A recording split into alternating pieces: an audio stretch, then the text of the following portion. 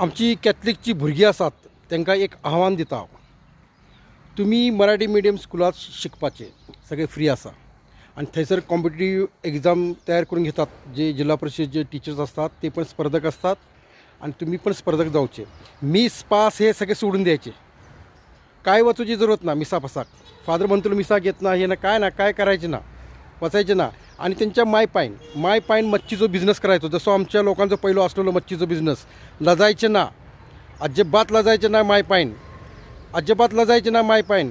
मच्छीचो business करायचो, भाजीचो business. Father म्हणतो सकाळ सकाळी ये मिसाक ना, माझी भुरगीं आसा शिकूक जाय, तांकां पैसे खंयसून वाडटले असे सांगायचे।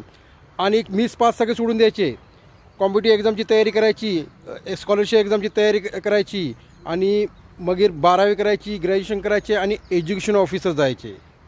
एज्युकेशन ऑफिसर बिशप आणि फादर तुमच्या पाया पडूक येऊ जाऊ आणि बरे ऑडिट करायचे त्यांचे आणि कमिशन घ्यायचे, त्यांच्याकडून कमिशन घ्यायचे।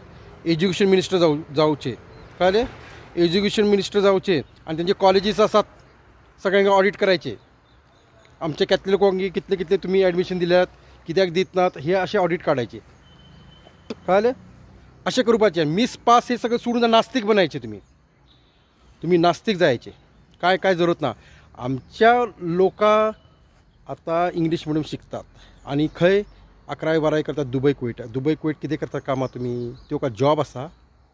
हां, थंयसून परत येतात, परत काम सोडून येतात, मागीर दारू पितात आणि गावात रावतात, असे बोंबलत रावतात। मग बायल पण पळून असता आणि सगळेच हे जाता आणि ते सगळे जाता। काय फॅमिली प्रॉब्लेम जाता, बायल हयसर रावतली आणि तो दुबई कुवेट रावतलो, सगळे प्रॉब्लेम जाता। अरे तुम्ही मराठी मिडियम शिकात, मस्तपैकी स्कॉलरशिपची एक्झाम जर दिली, तुम्ही स्कॉलरशिपची एक्झाम 4थी 6वी 9वी दिली तर तुम्ही कमीत कमी पार्टिसिपेशन करायचे भुरग्यांनी। सगळीच काय ऑफिसर जाऊ शकत नात। एक ऑफिसर जातलो, एक शिपाई जातलो। शिपायाक पण आता 50,000 पगार असा आता 8वे वेतन म्हटले की।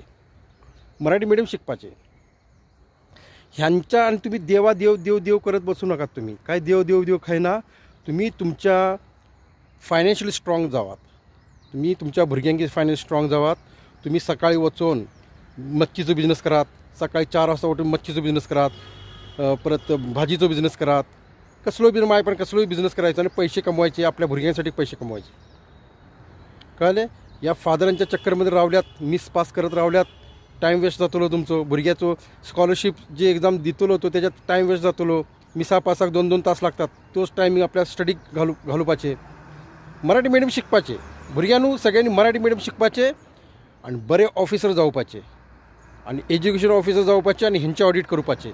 बिशप आणि जे पाद्री असतात त्यांनी तुमच्या पाया पडूक येऊ जाय, पाया पडूक असे काम करायचे। मिस पास सगळे सोडून द्यायचे, काजार बिजार सगळे सोडून द्यायचे, फक्त अभ्यास करूपाचो। हे पुढचे 20 वर्षाचे सांगता। इंग्लिश मिडियम शिकून का तुम्ही इंजिनियर जाऊ शकत ना? तुमच्या मायपाकडे 15 लाख 20 लाख रुपये नात। माझो चेडू हांवें इंजिनियर केलेलो असा 15 लाख रुपये घालून।